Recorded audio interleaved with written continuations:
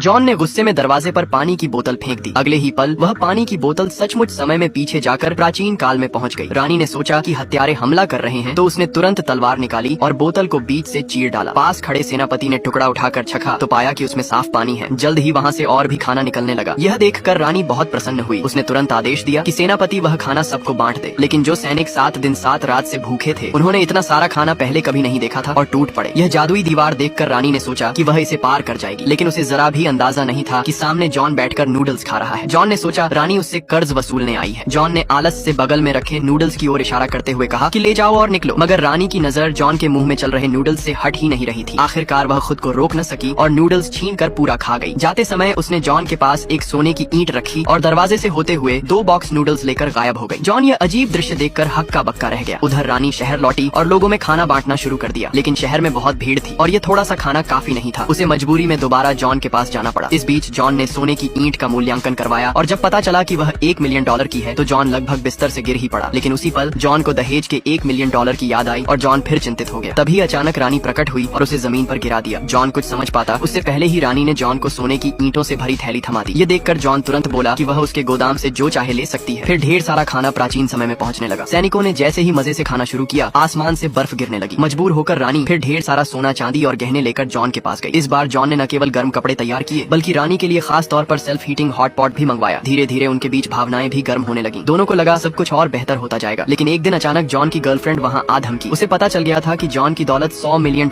से ऊपर पहुँच गई है। उसने तुरंत शादी की मांग रख दी, मगर जॉन उसकी चालाकी समझ गया और साफ मना कर दिया। गर्लफ्रेंड गुस्से से तिलमिला उठी। उसने मौका पाकर एक गुप्त औषधि निकाली और जॉन की गर्दन में सुई चुभो दी। उसने दावा किया कि अगर वह जॉन के बच्चे की मां बन गई तो सारी संपत्ति उसकी होगी। तभी रानी अचानक आ गई और गर्लफ्रेंड को खींचकर अलग कर दिया। साथ ही उसके मुंह पर एक जोरदार थप्पड़ भी जड़ दिया। हारकर गर्लफ्रेंड को वहाँ से जाना पड़ा। बिस्तर पर पड़े जहरीले जॉन को देखकर रानी तुरंत समझ गई कि यह प्रेम विष है। थोड़ी देर सोचने के बाद उसने ठान लिया कि वह जॉन का जहर उतारेगी।